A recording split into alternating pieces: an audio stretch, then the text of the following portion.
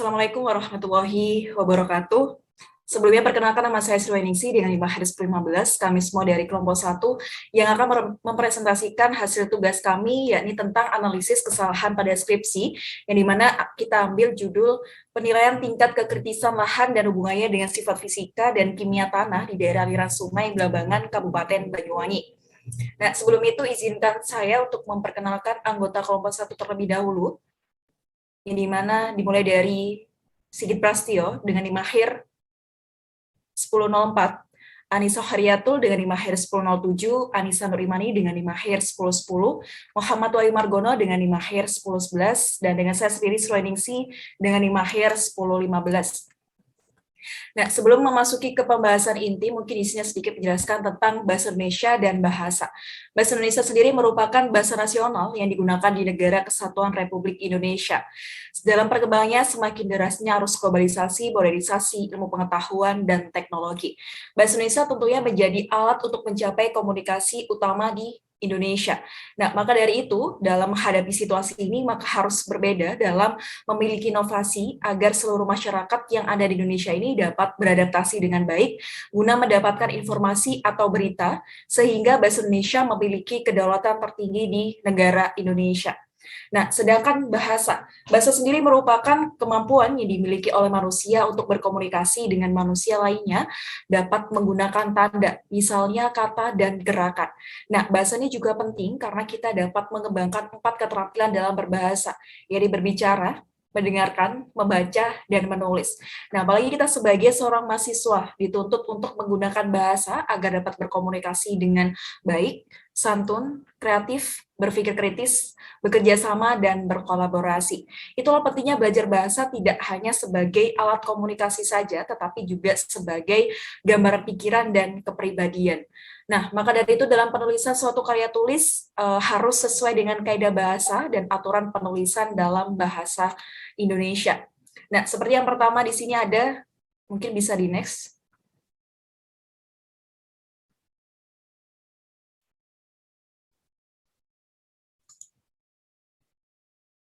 Mungkin bisa di next. Oke.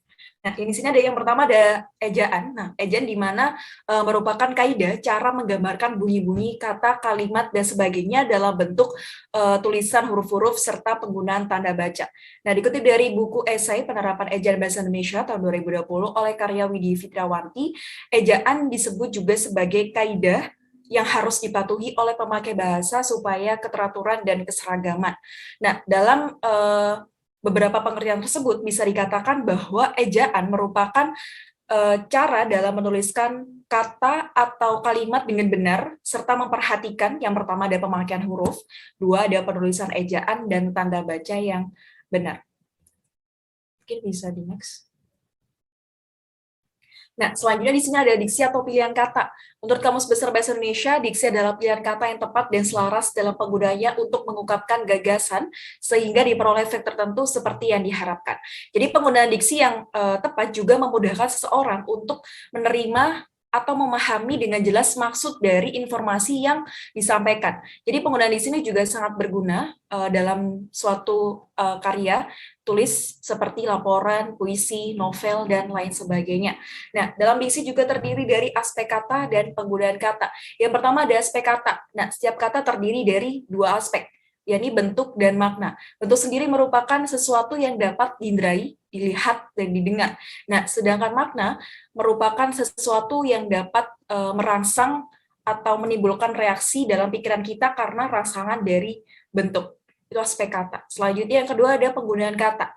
Nah, dalam penggunaan kata, selain harus memperhatikan faktor kebahasaan, kita juga harus memperhatikan faktor di luar kebahasaan, di mana faktor tersebut sangat berpengaruh pada penggunaan kata, karena kata merupakan tempat menampung ide. Itu aspek kata dan penggunaan kata. Ini bisa di next. Nah, selanjutnya ada paragraf. Paragraf merupakan satu kesatuan pikiran yang dibangun dengan serangkaian kalimat.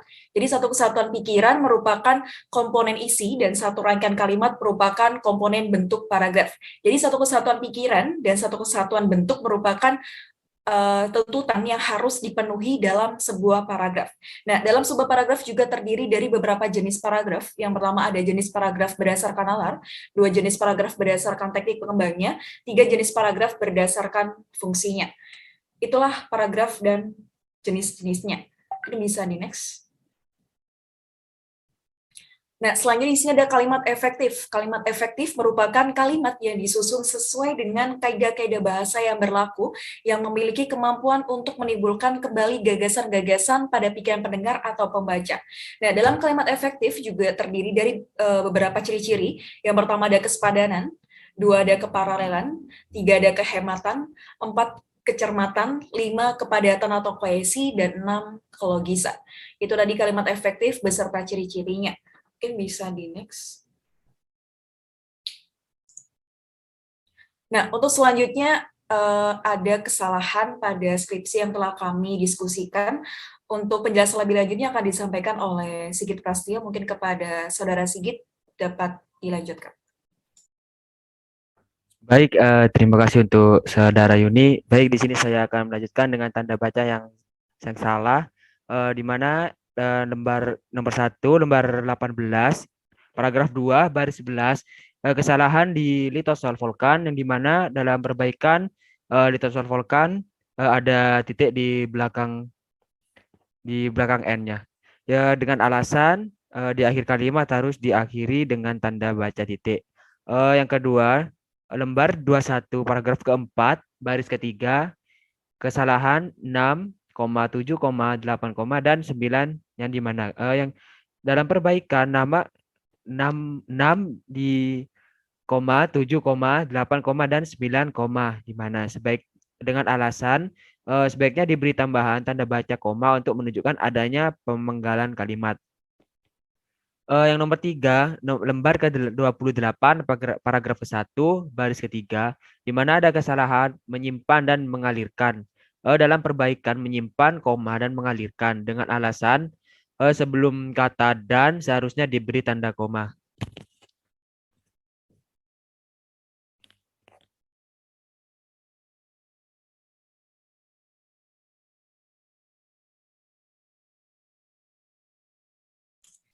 Ya, mungkin bisa dilanjutkan untuk penjelasan lebih lanjutnya dan bisa di next untuk layar PPT-nya. Baik, di sini akan dilanjutkan oleh Anissa Hoiratul. Baik, Saudara Sigit, saya akan melanjutkan tentang penggunaan bahasa asing. Nah, yang nomor 1, lembar 36, paragraf 2, baris 7, untuk kesalahannya Slid dan Clay, di mana untuk perbaikannya penggunaan bahasa asing Slid dan Clay seharusnya dicetak miring. Selanjutnya nomor 2, lembar 53, paragraf 2, baris 2, 3, dan 43, untuk kesalahannya Sandy, Clay, dan Lom. Untuk perbaikannya di mana penggunaan bahasa asing seharusnya dicetak miring. Nomor 3, lembar 56, paragraf 2, baris kelima, untuk kesalahannya adalah sen, di mana untuk perbaikannya penggunaan bahasa asing sen seharusnya dicetak miring. Selanjutnya akan dijelaskan oleh Saudara Anissa Nuriman. Baik, di sini saya akan melanjutkan penjelasan terkait kesalahan penggunaan tanda pisah atau spasi.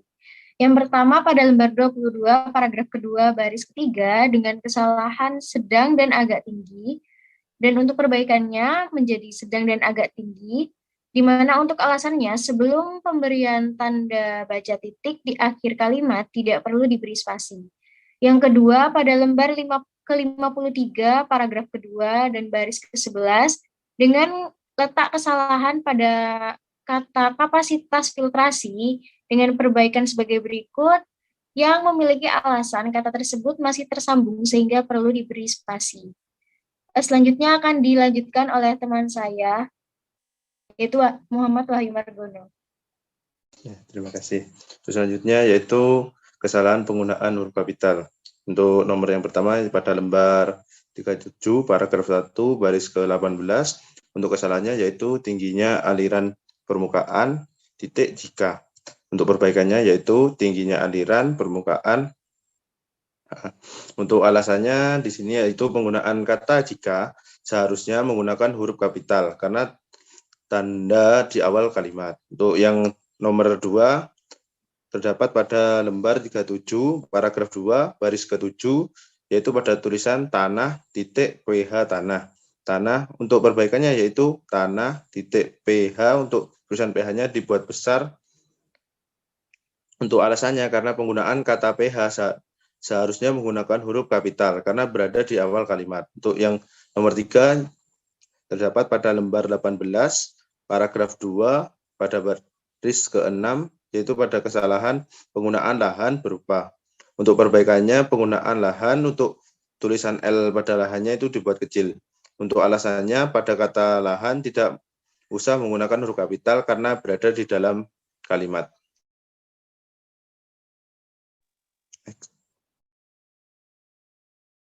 Nah, untuk selanjutnya yaitu kesalahan kata tidak baku. Nah, untuk yang nomor 1 terdapat pada lembar 23 paragraf 1 baris 1 untuk kesalahannya yaitu tipe penggunaan lahannya vegetasi. Untuk perbaikannya yaitu tipe penggunaan lahan vegetasi.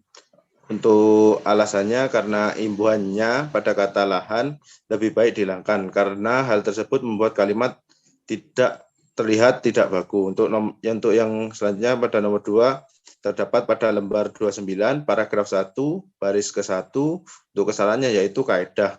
Untuk perbaikannya yaitu pada tulisannya yaitu kaidah. Untuk alasannya yaitu karena kalimat kaidah tidak baku menurut EYD, seharusnya yang benar adalah kaidah.